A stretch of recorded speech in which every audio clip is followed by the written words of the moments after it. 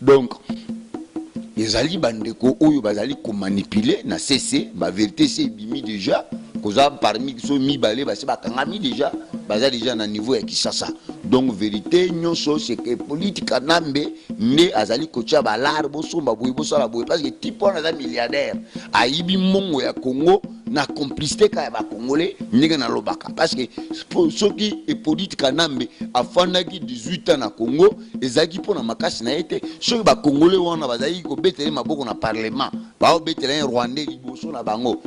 ba telemaki non trop c'est trop biso to ba congolais to lingi to ba vérité yo ozali nani o lelo nazo mona bato bazo ganga na parlement na tan ya politique nambe kozali mutu te to monaki ba député ba betele bango ba kwepa ba betele bango ba kofi kuna na Équateur na mona ba député bazo boire bango na ba 20 ya ba mitu ba policier lokola ba nyama orgue bazaki na militaire oyo ya longola esprit que ceux oza mutu abandundu faut soutenir ka mutu abandundu longola kazaka yeso oza mutu Équateur faut soutenir ka mutu Équateur zala na kazaka moko lati costume ya Congo nzamboka ya ba congolais nyonso to soutenir soki tozali na esika ke tomoni ke awa esengeli to soutenir yango so moni ke awa penza ndenge bazo memango ezali na ndenge ya mabe nde conseil nga nazo senga bino après bandeko oyo bazali ko sambela Nzambe to sambela Nzambe parce que banguna ba congolais ezaka ba rwandais oyo tozali koloba te banguna ya Congo bazaka ba congolais oyo bazo linga développement ya Congo te baza na kati ya Kinshasa to sangana to tonga Congo na biso Congo ekende liboso. Merci beaucoup, mesdames, mesdemoiselles et messieurs, chers amis fidèles, téléspectateurs de la 3xw.congofrance.com. Merci parce que vous êtes nombreux à travers le monde en train de nous suivre. Merci d'avoir choisi Congo France pour vous informer, chers amis fidèles téléspectateurs. Je suis vraiment dans la joie de savoir que vous êtes nombreux en train de nous suivre à travers le monde. C'est votre émission Toso Lapona Congo, présentée par votre humble serviteur Yannick Wenge Moto Atonda Nakibonzambe, chers amis fidèles téléspectateurs. Cette émission, c'est votre émission, une émission de divertissement, l'émission qui vous permet à découvrir des analystes congolais, de vrais Congolais de sang, vivant ici en Afrique, ici, chers amis fidèles téléspectateurs. Tozaka toujours na esongo ya komona mwana mboka président Papa Peter Mukeni ya kozwa avion kolonga na mboka na dirba ko ya awa pona to solo la marambu ya mboka na biso Congo lelo to ko solo marambu ebele o etali mboka na biso Congo balingi bakabola katanga ba passeport ebimi katanga ngeko ma république to ko solango na kati ya émission oyo Kuba oyo Adolphe Muzito auti kozwa epa Kabila dans 3-4 jours awa ba betie makasi pour travailler na Kabila trahi Kabila le loko moloba pour na Kabila azu Kuba to solango na kati émission na zande ko bino congolais comme na Yannick Wenge na ka poto solango mamboka le to zona Papa Peter plateau na biso to solana ye pour yenda ya ka poto solango mambu etali mboka na biso Papa Peter Mukendi na pesio les jours mote boni ba séjour ezo le ka boni na Johannesburg. Merci beaucoup ndonangai Yannick Wenge mutu oyo atondi penza na bunzambe. Merci beaucoup ndenge boyambi ngai lisusu na tongo ya lelo na kati ya mboka na yo Johannesburg.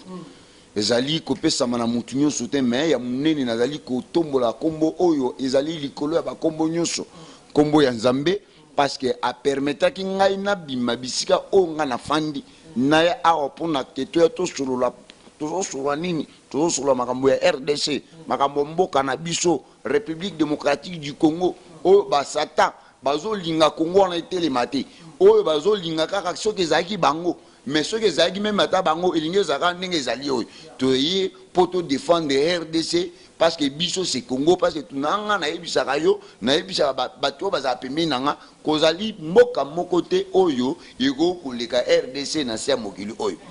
Merci beaucoup, Papa Peter Mukendi na masongo na basango to masolo otozoka. Nani alingia kabola katanga ekoma mboka ekoma nation moko boy. Nani alinga sala boto mona ba carte zobima ba passeport misuku ba bimso ba passeport ezokoma République du Katanga. Nani aza sima ya makambo wala papa. Merci beaucoup ndeko ngai Yannick Wenge mutu atondi na bunzambe ya bosolo. Katanga ekotikala ko katra makate mais kozali batu oyo bazali ba manipulateur kozali bato bazali ko manipuler bango lokola ba biloko manipulation wana ezosalema na CC et politique nambe azali la kata likambo wana et politique nambe amoni déjà qui a perdre kala mingi te et politique nambe bazo kanga ye na Congo parce que déjà minele kiti déjà na Kinshasa ne tozolo ba boye balingi ba kanga batu soki omoni kozaki bandeko moko ya batu ya IDPS bakanga bango na makambo ya kamona nsapu bazana na prison jusqu'aujourd'hui président nani que Félix azali mutu na bango ya IDPS mais atikala ko bimisa bango na kati ya nini prison de pour nini balingi chiko basala enquête ya solo massacre sala na Kasai qui a tué les Kasaïens nani azaki na base ya makambo wana bashadali oyebi ke shadali il était parmi ba ministre azali ministre ya affaires étrangères et tozani na bato ebele bazali na likopa wana. Donc Kabila yeko comprendre déjà que malgré tout nyonso na kosala yango moni ne toujours sur la boye ba utu ko céder ba ministère auto lobaka awake défense justice banina ezaka na kati ya constitution ezaka biloko ezaka réservé pour le président de la République et politique na batu na ba céder yango pour nani ba céder yango azali na pression niki o mwana mwasi o pesaka année à 2018 il faut élection et ça le na Congo aye lisusu ala muki lisusu alobi que non cette fois-ci il faut mututu nyonso o mema mbeba na mboka oyo il faut aller kana justice nango kozali bandeko oyo bazali na nani bazali faible pour la manipulation bazo manipuler bango moins 3 4 5 personnes et politique na mende azo manipuler bango na province ya biso Katanga parce que nga naza Katanga na butami na Katanga na butami na province ya Katanga na camp militaire Kamvangu. Donc malgré tout yoko sala ba étude na biso libanda mais penza nga naza penza makila ya Katanga penza Lubumbashi wana nga mwana Belair. Donc ezali bandeko oyo bazali ko manipuler na CC ba vérité c'est bimi déjà koza parmi so mibale basi bakangami déjà baza déjà na niveau ya Kinshasa. Donc vérité nyonso c'est que politique nambe ne azali kocha balar bosomba boye bosala boye parce que type wana za milliardaire aibi mongo ya Congo na complicité ka ba congolais ndenge na lobaka parce que soki et politique nambe afandaki 18 ans na Congo ezaki pona makasi na yete soki ba congolais wana bazali ko betele maboko na parlement ba betele rwandais liboso na bango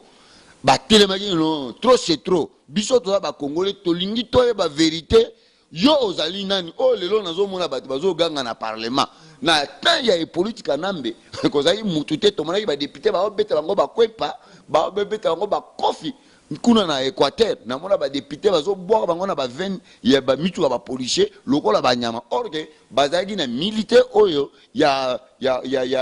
députation. Donc na mutu no yo zo tunanga nazo pesa yo réponse très claire mutu oyo azali na CC azo sala makambo wana et politique nambe. Merci beaucoup papa Peter Mukendi tobeta na lisolo ya Kuba ya Adolphe Muzitu Hippolyte Kanambe uti kobeta e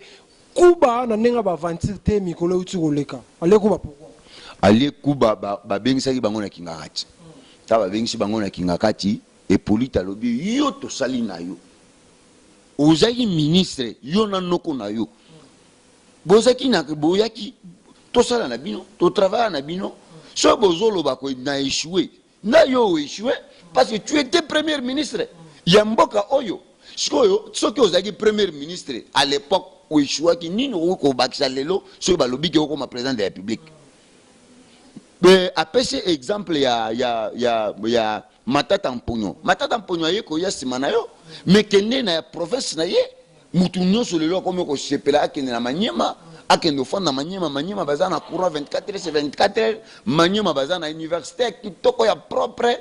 bazana hôpital ya munene o lelo o ba congolais mamosu ba banda ya lisu na félicité ba banda kenda Manyema bazana ba docteur ya ba japonais bazana ba docteur ya ba chinois oyo bazali ko travailler kuna na ba ndeko mususu ya ba docteur ba médecin ya biso ya ba congolais o bazo travailler kuna abongisi province abongisi ville yo moko tali peza epesi na mura koloba ke Matata Mponyo lelo soki tolobi ke akoma président de la République personnellement na oko sepela na nango parce que même attendant azaki premier ministre azaki na mwa rigueur moko boye azaki na mwa discipline moko boye au mona Matata Mponyo aza na mur azo coincé parce que bato ya PPRD bakomaki lokola muke boye muto alingi akende toilette basali fête balingi ba mobasa so neni basali fête maintenant Matata Mponyo azui ba faire Matata Mponyo alakisha ka penza bango ke non il faut tout ça la pona boye akei kuna bandi ko débattre makambo ya bambongo yende ayaki na idéologie ya koloba ke bambongo tout nyonso ya ba travailler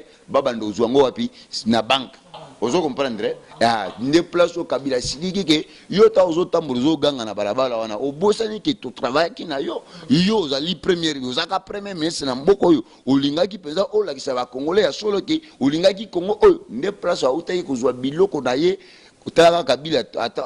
atombola mabende da donc amelaki nano diamba betche nano ba makofi moko boye amelaka diamba di jeune wana amelaka ba drogue amelaka ba biloko makasi ba whisky ya makasi soki makambo compliqué ya meli biloko wana ake ola tamba musu liwe ko kozwaye asi ameli biloko wana ke na el kimia donc azwaki nano muzito azwaki ba biloko na yete na makofi peza zui kuna aweke nayo kayo lisusu komona makambo na kosala. Merci beaucoup, Papa Peter Mukendi. Bokecho oyebi Katumbi o jamais au soutenir mensonge au soutenir muto oyo azali kofinga batute ye Bokecho nde akendaki vers Katumbi azali kolukana ya okuta na son excellence Moïse Katumbi akutani na ye après simanango nde aye koloba non awa ngai na ye opesa nga pe mbongo ndenge ngwanda loba ke yo ozali kopesa nga lar Katumbi atekala koluka Bokecho afinga batute Katumbi abotama kola na comportement salitaire ya koloba ke yo ya okende ke azo ekotinda batu ke bakendo finga batu te wana za comportement Bokecho depuis abanda bitumana ya finga ka batu donc ko finga na zo finga wana un jour bana eba ko finga bango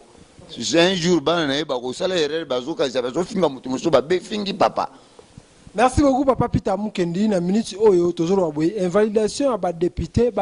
bazola la libanda ya Cour suprême de justice ya mboka na biso. Tomoni Daniel Safu na tongo azo brosser bazola na bitoko libanda wana. Réaction zani ba? Non, sincèrement nga sepelaki nango te ndenge basalaki bango da ba député ne ba longoli bango na moni réseau moko te na constitution na biso zali koloba boye. Na président de la République ils ont 7 jours côté députation ils ont à peu près 60 jours où ils allaient couper ça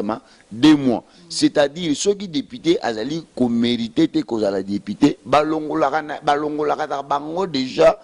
avant 60 jours on a 60 jours on a 2 mois qui déjà automatiquement ba député wana ba ko bisimba bango lisuste ba okolongola bango lisuste mais comme singa eza pasi na motema na justice ya mboka na biso bato wana baza ba congolais ba komi limité mamo bo lokola baza ba congolais te na tuna ba député wana soki ya solo ke ba voter ki bango te pourquoi bondimaki bango après 6 mois nde boye koloba ke bazali boye bolongoli bango donc na ezali pasi eza mabe penza na monaki Félix abengisaki kutu président ya cour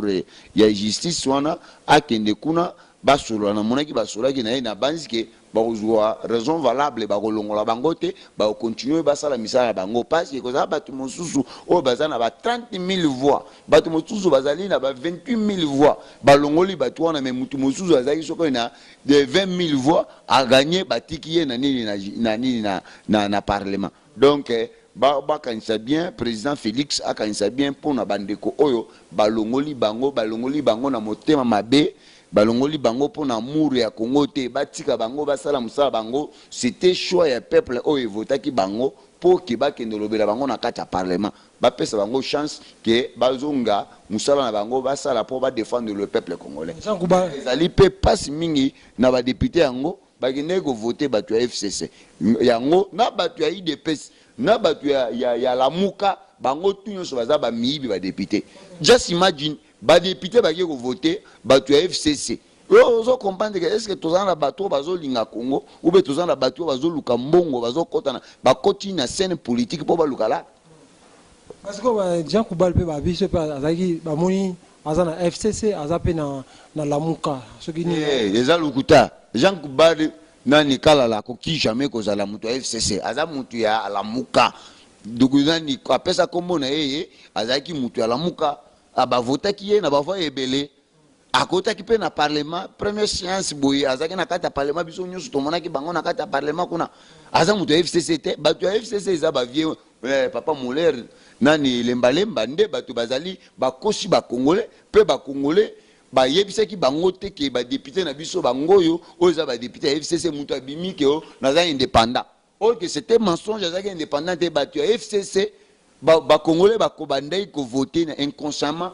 ba voter batu ya FCC bakanisi ke baza batu wana bazali banini bazali ba député indépendant maintenant suka baye komona ke basa basali ba coalition na bango babimi batu ya FCC pona mutuna ya Jean Koubal eza lukuta aza mutu ya lamuka bongo ne papa ne manlema papa molia babi ye dans le tonoto le mission lobela pona ba congolais mais lelo ami pesi trop et pas ya Kabila pa lobi Kabi Félix Sekeda za mwana musala ya Kabila.